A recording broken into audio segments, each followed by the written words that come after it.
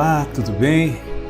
Estamos aqui hoje fazendo uma jogada diferente. Ao vivo, no Leão, está acontecendo uma live com a Beta. Ela é quem está fazendo a mini palestra lá presencialmente. E aqui sou eu. Por quê? Porque eu estou viajando. E aí a gente ficou pensando, não, mas e se colocar só o ao vivo e o pessoal que está acostumado? Então, em homenagem a você, que não pode estar ao vivo aqui conosco no Leão, Lar Espírita Alvorada Nova, que fica no município de Parnamirim, Natal, Rio Grande do Norte, como você não pode vir, então eu resolvi fazer a mini palestra, mesmo num outro ambiente. Eu estou fora de Natal, mas vamos fazer. Então não tenho aqui a iluminação perfeita, não está tudo assim 100%, mas eu acredito que o mais importante é a mensagem, não é verdade? Então nós vamos fazer essa mini palestra agora aqui. Para você ela vai chegar gravada, pré-gravada, mas eu conto muito com a sua compreensão, tá bom? Hoje é o dia 13 de julho de 2022 e nós vamos aqui fazer uma oração para dar início à nossa mini palestra de hoje, quarta-feira. Senhor Deus, muita gratidão por todas as bênçãos, muita gratidão pela vida, muita gratidão pelas oportunidades que sempre se repetem, muitas vezes totalmente diferentes entre si, mas se repetem como a nos convidar para o progresso da vida, para o progresso da alma. Acreditamos, Senhor, que estamos sob as bênçãos dos melhores e é em nome deles que nós agradecemos e ao mesmo tempo louvamos, rogando que estejam conosco, inspirando-nos e dando-nos força e paz, harmonia e saúde, agora e sempre que assim seja. Então é isso, hoje vocês estão vendo aí fixo, né? O título hoje não tem aquela movimentação. Hoje nós estamos aqui falando da moratória. O que é moratória? O meio espírita fala muito em moratória. E muita gente fica pensando que moratória é o quê? Moratória nada mais é do que um privilégio. É uma concessão extraordinária. É um favor da divindade. É alguma coisa que, aparentemente, estaria fora das leis. Me desculpem, mas eu estou bem gripadinho, então se eu der alguns espirros aqui no meio da nossa mini palestra, vocês relevem, tá bom? Se a gente for observar moratória dentro das expressões jurídicas, a gente vai ter ali de uma forma bem parecida com o que foi adaptado para o sentido espírita, né? A moratória é uma dilação do prazo, uma dilação para que você possa quitar a sua dívida. E isso é concedido do credor ao devedor, a fim de que ele possa cumprir aquele pagamento que não pôde pagar no dia que venceu a fatura. Então, se a gente traduz isso para o nosso meio espírita, a gente vai encontrar que o nosso credor vai ser sempre Deus. E ele sendo o nosso credor, então ele é aquela pessoa que, bom, eu estou esperando que você me pague, mas se você não me pagar, tá, eu sou bonzinho, vou te dar mais um prazo. Será que essa era uma visão realmente que a gente teria de Deus? Será que seria assim? Eu quero trazer aqui um assunto, ou pelo menos uma colocação que tem no Livro dos Espíritos, que apesar de abordar um outro ângulo da questão, entra bem dentro desse veio. É quando Allan Kardec está estudando, no capítulo 8, da emancipação da alma. Neste capítulo ele estuda, entre outras coisas, o sono, o sonho, as premonições, dupla vista, o sonambulismo, o êxtase, e também letargia e catalepsia. Inclusive, na segunda-feira, a nossa live foi exatamente sobre um desses aspectos, né, que era a catalepsia. Se você ainda não viu, vá lá no YouTube e veja, porque é bem interessante, tá bom? Então vamos lá. No Livro dos Espíritos, no capítulo 8, na questão 424, Allan Kardec propôs o seguinte: por meio de cuidados dispensados a tempo, podem reatar-se laços prestes a se desfazerem e restituir-se à vida um ser que definitivamente morreria se não fosse socorrido? Ou seja, ele está perguntando se a gente dispensar algum cuidado a alguma pessoa que está mal e que, se não for socorrida, morre. Mas se for socorrida, pode ser que não morra. Então ele queria saber exatamente isso, se acontece. E a resposta dos espíritos é a seguinte: sem dúvida. Ou seja, sem dúvida que isso é possível. E eles continuam, né? E todos os dias tendes a prova disso. Eu costumo lembrar que naquela época, por volta ali de 1865, não havia as UTIs que nós temos hoje.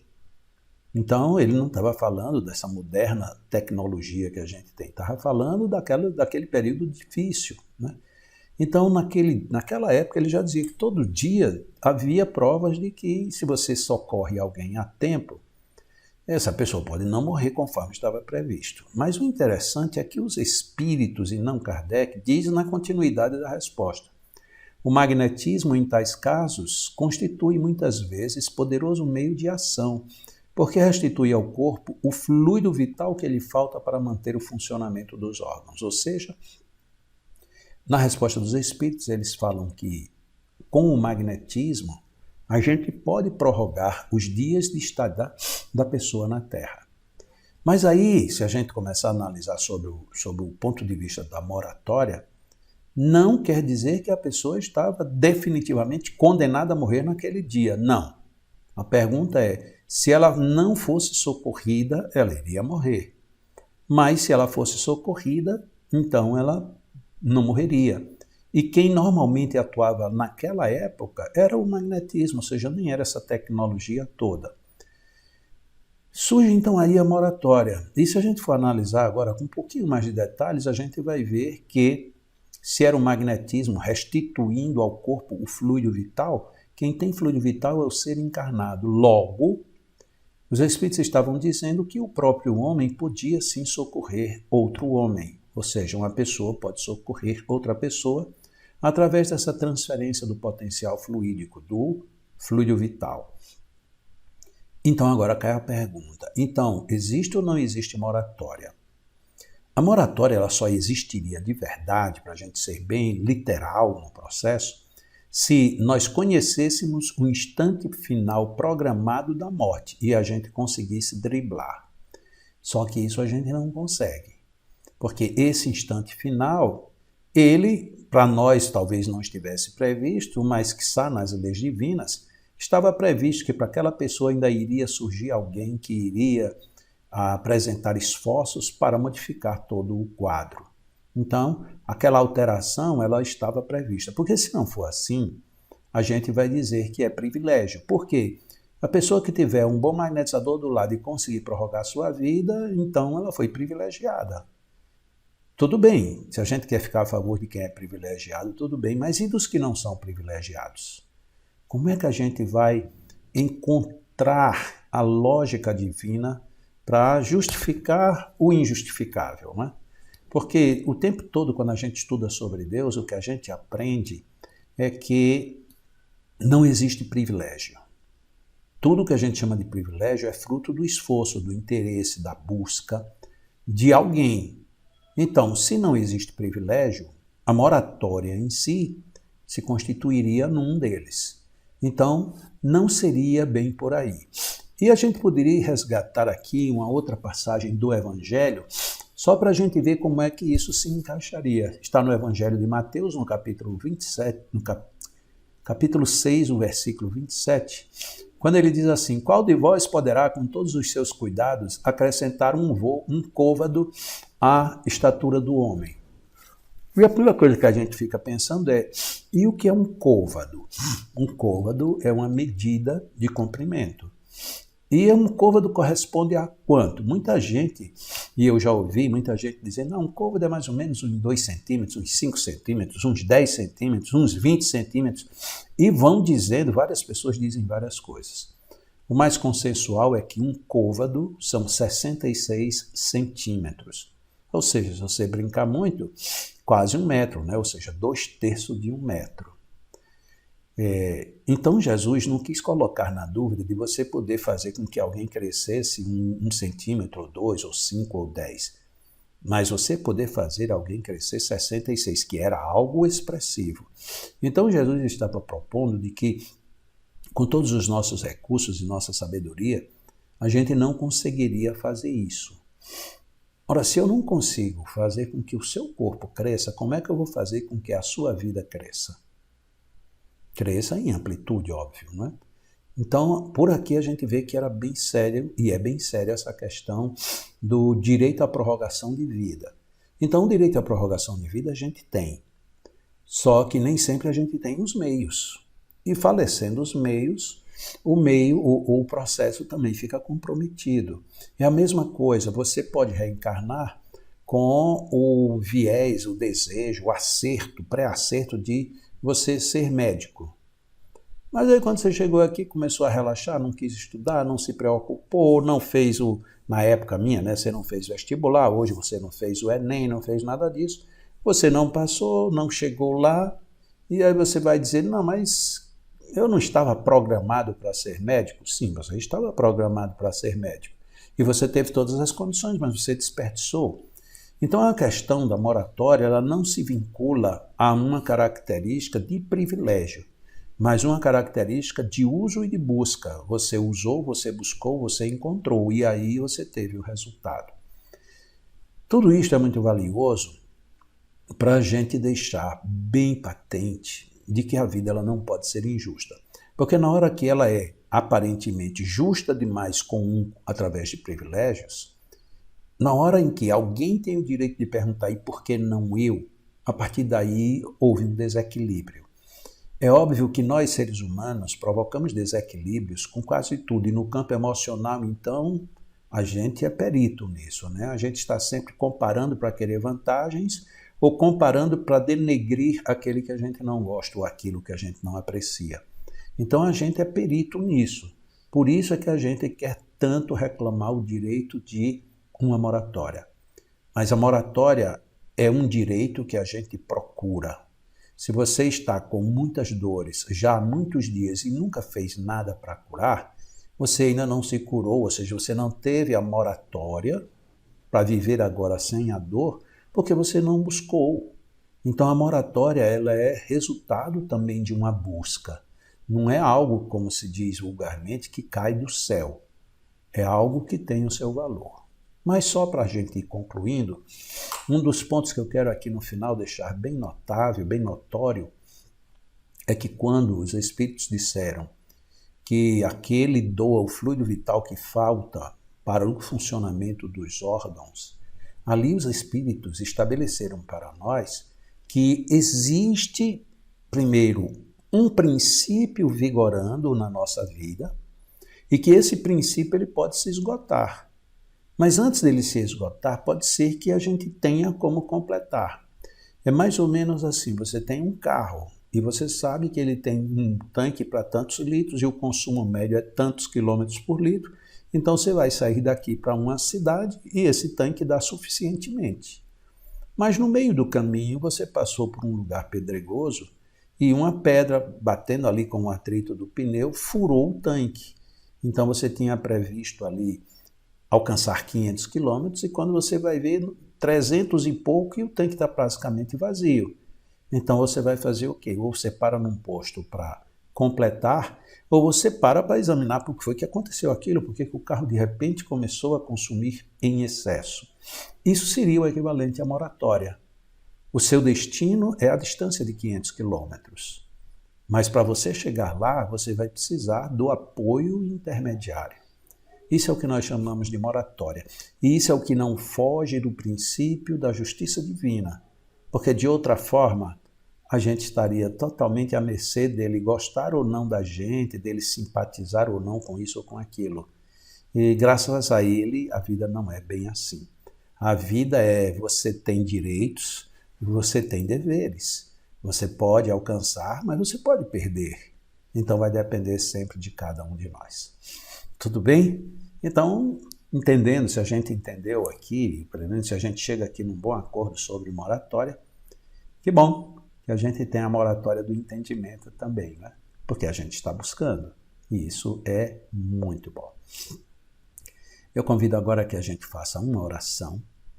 E você que tem a sua água para magnetizar, pegue aí a sua água. Aqui neste ambiente que eu estou, eu não tenho como ter essa água aqui, mas eu posso até providenciar. Por favor, pega ali uma garrafa d'água para mim. Ali, ó, ali, por favor. Eu vou providenciar aqui uma garrafa d'água, até porque eu estou muito gripado, vai me fazer bem.